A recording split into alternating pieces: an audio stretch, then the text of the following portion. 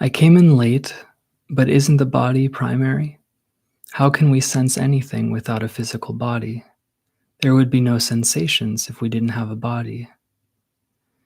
So, with this question, there's a primary assumption in place, which is separation first. And in non duality, we, you know, have to explore experience in a different way, from a different assumption, so to speak, from a different perspective, right? So, non-duality is stating that reality is inherently whole and complete. That reality is singular in substance and beyond even that idea.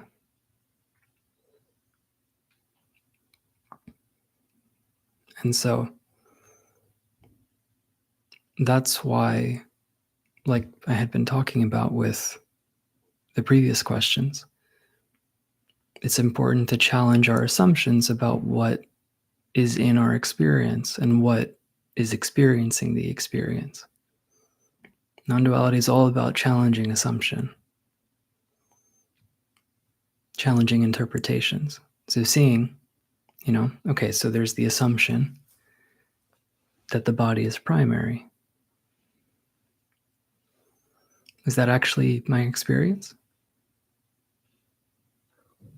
Is it true that this label we're calling the body is what's primary?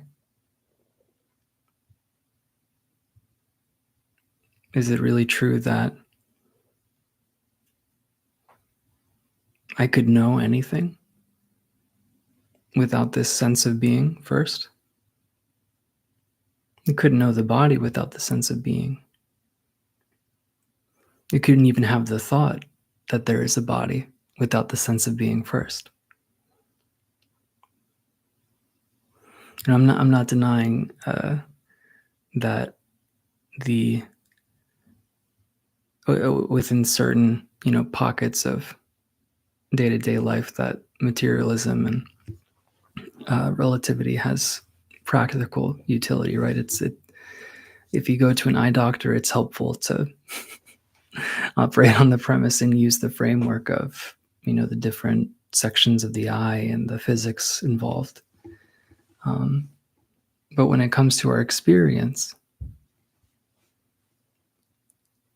we don't actually need to make things as complicated. It's making things more complicated that is what perpetuates suffering in a way. And so it's inclusive of that. Non-duality is inclusive of all ways that this expresses itself, which includes frameworks about things within things within things within things.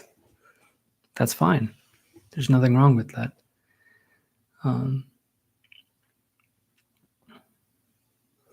So if it feels like the body is more primary than the sense of being, that's likely because awakeness is identifying with the body and identifying with that framework, with that idea. And so the way to see through that is to look closer at this idea. Is it really true that I'm the body?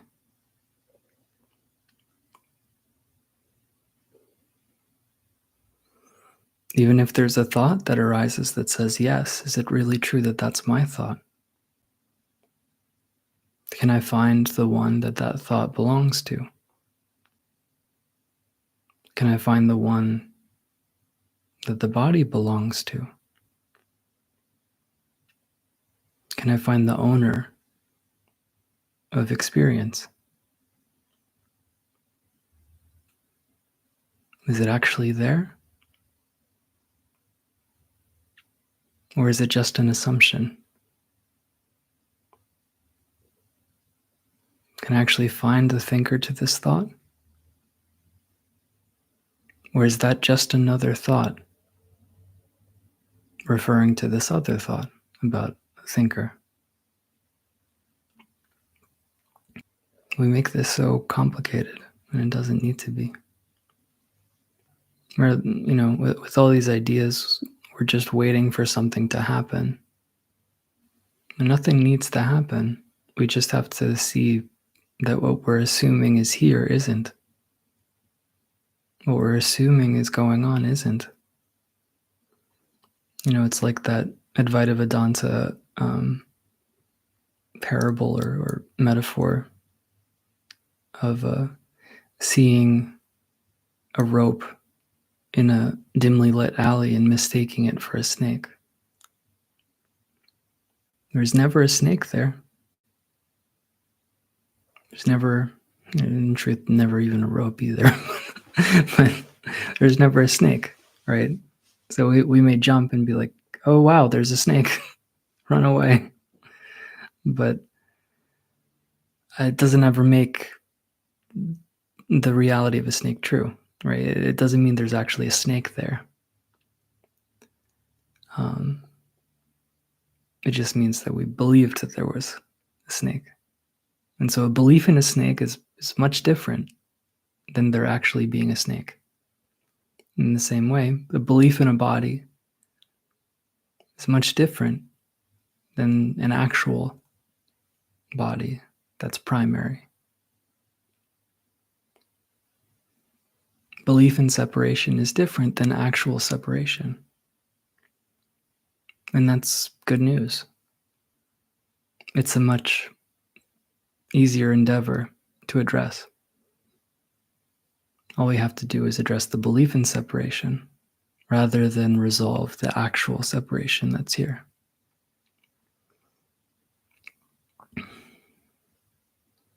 So it may be beneficial to take some time and just explore with attention, do inquiry. Maybe work one-on-one with someone. That's what I needed and continue to need. And look at our assumptions. What am I assuming about what's true? What framework am I operating from? Thank you for your question.